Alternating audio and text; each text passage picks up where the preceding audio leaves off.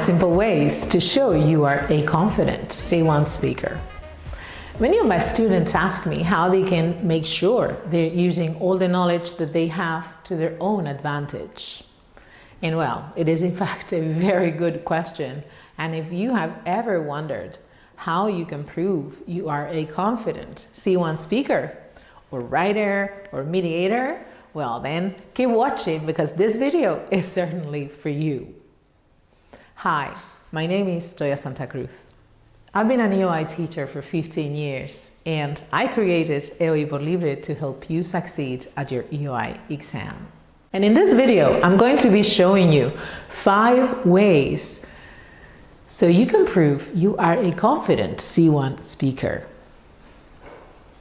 We're going to be looking at how to use comparatives, how to use adverbs, how to use simple inversions, how to use either and neither, and finally, how to use emphatic structures that will make all the difference in your speaking, writing, or mediation exam. So let's get started with the first one, how to use comparatives. Okay, of course you can always resort to the typical, the more the less, the more, etc. But there are some other ways you can prove you are a confident C1 speaker with comparatives. This one that I'm going to give you is really simple and you can apply it to virtually any topic. Use a superlative with a modal verb. Superlative plus modal verb. For example, it is urgent for companies to help society the best way they can. Imagine you were speaking about conscientious consumerism or ethical practices for companies. Or, given the circumstances, I did the best I could with what I had. If you're speaking about a personal situation, an anecdote, an experience. Okay. Number 2, how to use adverbs. Adverbs are a great way to show you are a confident C1 speaker. You can use them in several ways. I'll give you 3 in this video, okay? 3 very simple, easy ways to use adverbs to your own advantage. So let's get started with adverb plus enough, yeah? At the beginning of a sentence, you could start with something like, interestingly enough, more and more people are going back to shopping locally just for the sake of local economy, right?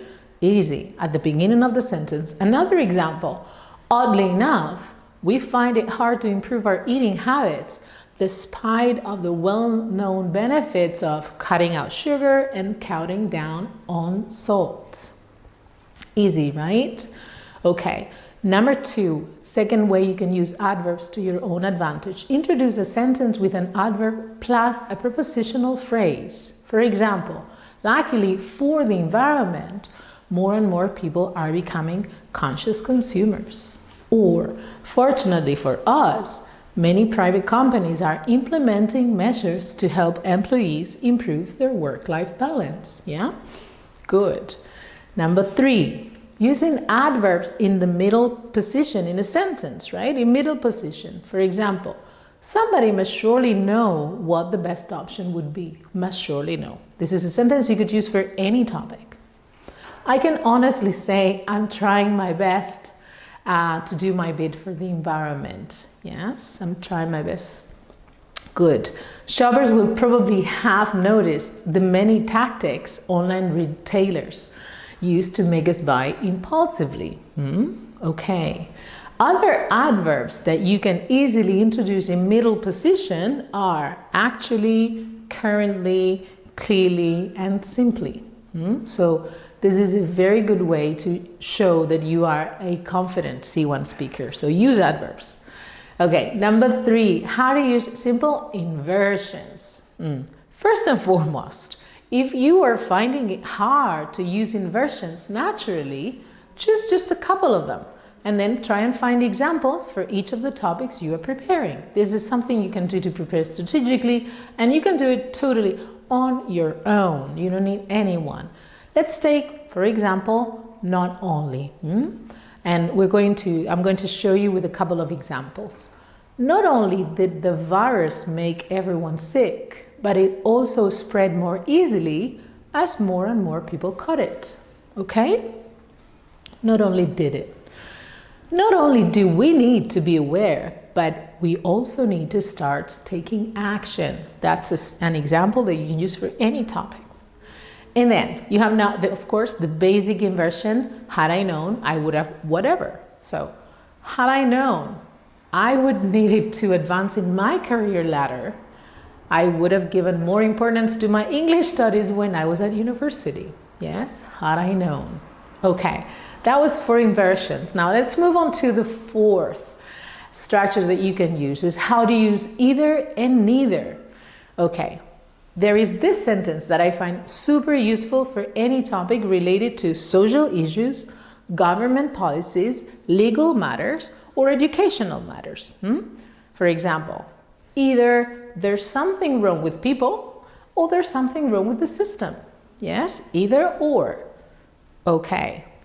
Another example, imagine you're speaking about environmental issues in particular. Either we haven't yet realized how urgent it is, or we're so selfish we don't care about the planet we're leaving for future generations. Okay? Either or. That is a very good structure to use if you're preparing for a C1 exam.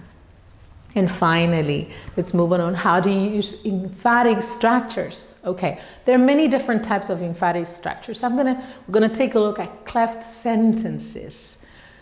What I think is important is that we give students more credit. Or what we do know is that we have the power to decide as conscientious consumers, and that our choices can make a difference, right? So you were starting a sentence with whatever.